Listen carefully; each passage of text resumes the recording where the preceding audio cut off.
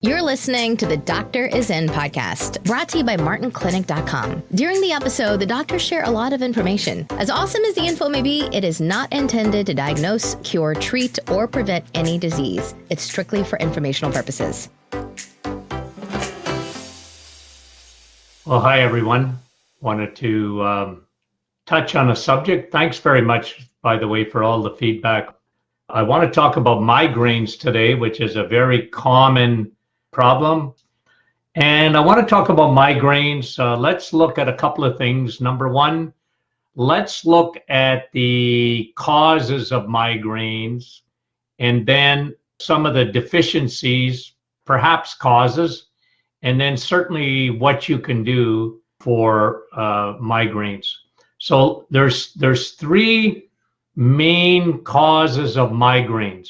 The number one cause, and migraines are much more prevalent in women than they are in men. And that tells you something. The reason for that is it's hormonal. So the vast majority of migraines are hormonal.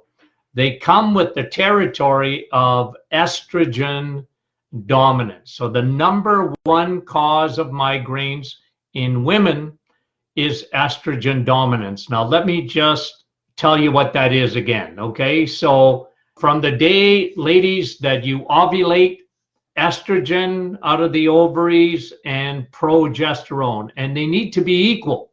If they're equal, your menses will be good. You know, you'll get very little PMS. Your skin will be good. You won't get heavy bleeding. You won't get irregular periods. Millions, and I mean that in North America, millions and millions and millions of women have been put on birth control pills, not for birth control, but for the side effects of having estrogen dominance. And I just want to tell you, ladies, that is just a Band-Aid. It is not the solution.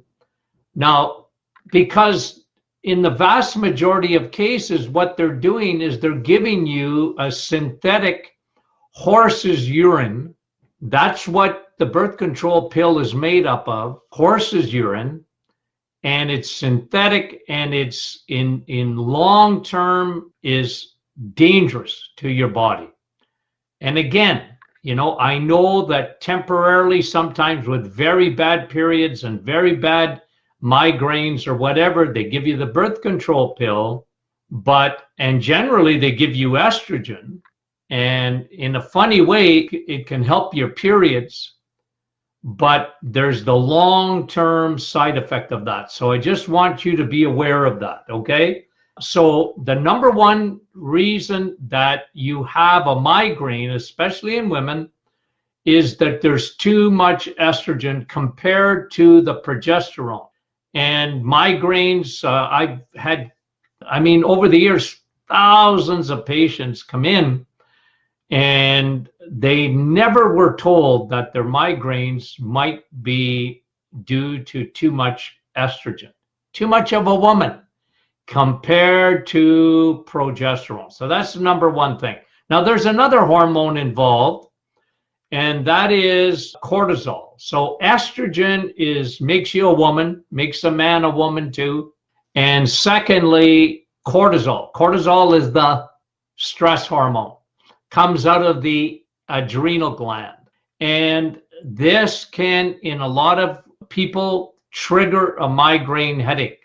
And because of vasodilation and vasoconstriction and this kind of thing, and messing up hormones, cortisol can be a factor for migraines. It's often, and listen, I often use cortisol as, it's an accelerator.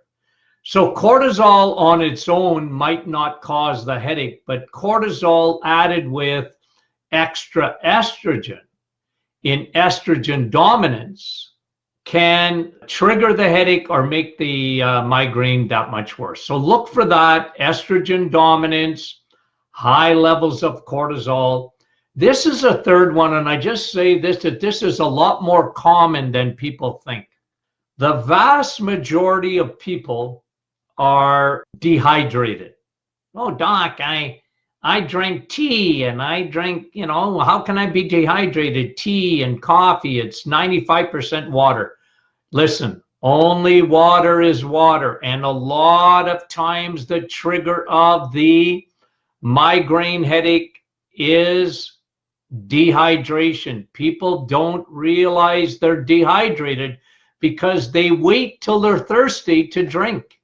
And I'm telling you, that mechanism, it would be nice if we had a little light on top of our head that would tell us that, hey, dehydrated, dehydrated, dehydrated, drink water. But I'll tell you what happens if you do start to drink. And remember, only water is water. Okay, so only water is water. So if you drink even Perrier water, I love Perrier, by the way, I do. I love my little sparkling water, but it's not water because it's much more acidic because it's been carbonated. Now, I'm not saying it's bad for you. I'm just telling you that you do not hydrate your body with anything else but H2O. Water takes a direct route to your bloodstream. Yeah? Everything else gets filtered in your body, okay? Because the body's looking for nutrients and to filter it. So if you're having tea or coffee or juice or whatever, I know it's a lot of water in that, but it's not water. Water is the only thing that will hydrate you properly. And I make it a point for me to drink 2 liters of water a day.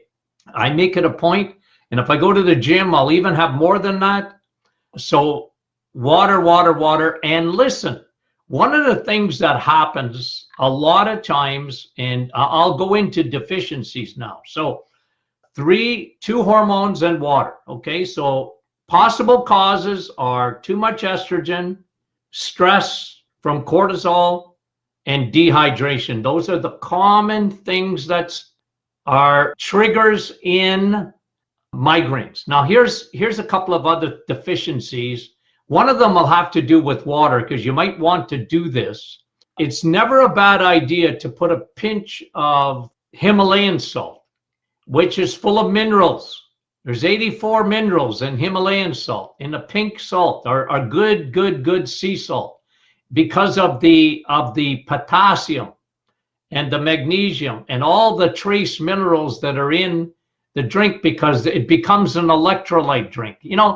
Stay away from Gatorade and stay away from Powerade and all those sugary, no good for nothing drinks. But one thing Gatorade had right is that they put the electrolytes into their drink. Now they put too much sugar or they put aspartame or whatever, and that sort of poisons the well. But they got it right in the sense that they put electrolytes, like there are electrolyte drinks because they put potassium and sodium and magnesium are in there, your trace minerals. But you can do that yourself by adding a pinch. Take a little, you won't even know you put it in there, but put it in, like, let's say a half a liter of water. For my American friends, 16 ounces of water. Put a little quarter of a teaspoon of Himalayan salt. And now you have a very good electrolyte drink. And plus, you know what you get? You get big time relief from migraines. You want the migraine not even to start. So get the estrogen down, get the water up, and if you would like, make your own electrolyte drink with a pinch of Himalayan salt or a very, very good sea salt. Okay. Now, the other thing that, so one of the deficiencies obviously is those trace minerals. And a lot of people don't get enough trace minerals. They're dehydrated. They don't get enough potassium. You might even look at taking a potassium supplement with a magnesium supplement. Magnesium is one of the things that I see in the office that migraine sufferers are often deficient in magnesium. And whenever you think of the word magnesium, think of the word relax. Relax. I used to tell that to my kids. Relax. You're crossing a line. Don't go there. Relax. And I used to say that to them, and I like that because it reminds me of magnesium. Anything that makes you relax is magnesium. It relaxes your blood vessels. It relaxes your muscles. And it's very, very, very good for you. So, and we're very deficient in magnesium. There's not a lot of magnesium in the soil anymore, and therefore we're very deficient in it. If it isn't in the soil, it's not in your nuts and seeds like it used to be. I love peanut butter, and peanut butter is a good source of magnesium, but it's not like it used to be. So you might need extra magnesium. And by the way, because somebody said this to me the other day, look, the only side effect of having too much magnesium is you're going to get a soft stool. Okay? Most people that come to me, it's not because they got soft stools, it's because they're constipated. And so if you get to the area where you're taking too much magnesium and one of them is you're getting diarrhea, okay, cut back. Go back on it a little bit. But there's, like magnesium, not dangerous. It's actually very, very good for you. So you can tolerate right up like vitamin C. Like what do you get if you get too much vitamin C? You get a loose stool. Okay, well then cut back. And if you hit that level, but magnesium is so good, it's very, very important. Okay, now the other deficiency, and this is just one of the things that I see in the office so frequently, it's like an epidemic today, and that is a deficiency in B12.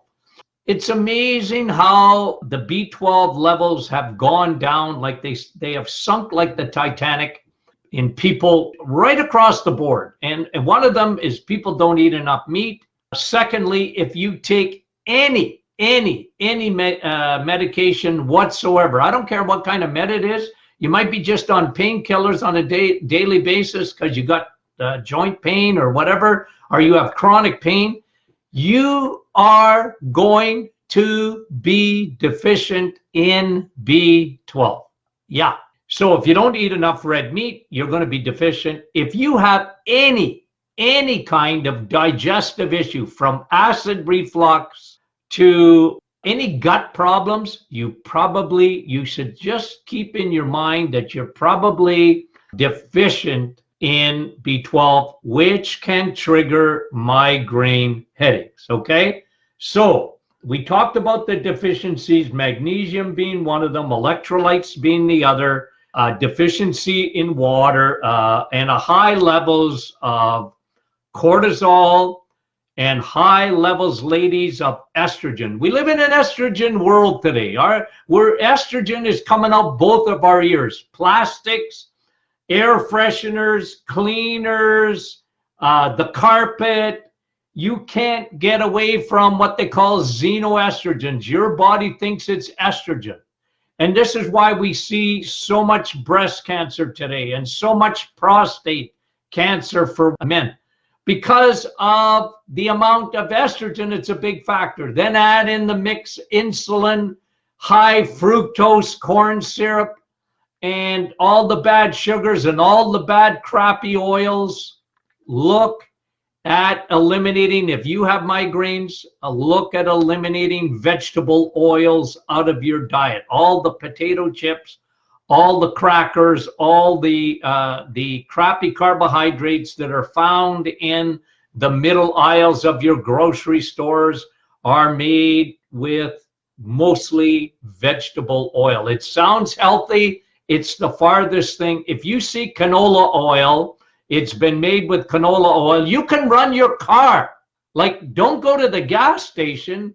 Put canola oil in your car because it's oil and it's bad oil. It's a lubricant, not for your body, but for your car.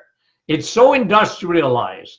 And I believe it's one of the reasons we see a lot more migraines today. Okay, so let me just tell you what you should do if you have migraines. Lower the estrogen, use a DIM. Our hormonal formula lowers estrogen.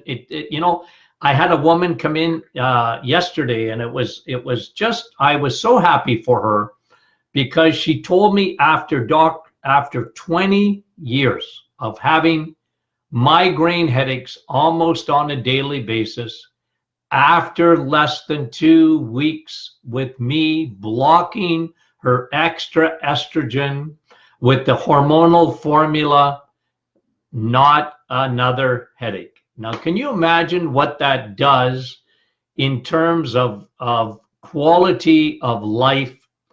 You know, the joy that she had. And you know what? I was giving her high fives because I was so excited for her. But that's the kind of thing that you can do. Block the estrogen, get your cortisol down.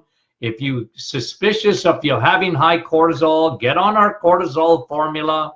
They are tremendous at looking at, you might start B12. Look, you ain't going to overdose on B12, okay? So if you're suspicious that your B12 is low, start taking sublingual B12. We have a 6,000 microgram level of B12. It's methylcobalamin. It is the best B12. It's better than taking a B12 shot. That's how effective it is. And do that to make sure that your migraines go away. Okay, so I just wanted to do that little bit of teaching today. And listen, if you have topics that you want me to touch, send them in. If you want me to touch on certain subjects, I'm happy to do it. So that's our little teaching on migraines this morning. Love you guys. Share this with your friends and tell us how much you appreciate these. We sure appreciate the feedback. Thank you. You've reached the end of another Doctor is In podcast with your hosts, Dr. Martin Jr. and Sr. Be sure to catch our next episode, and thanks for listening.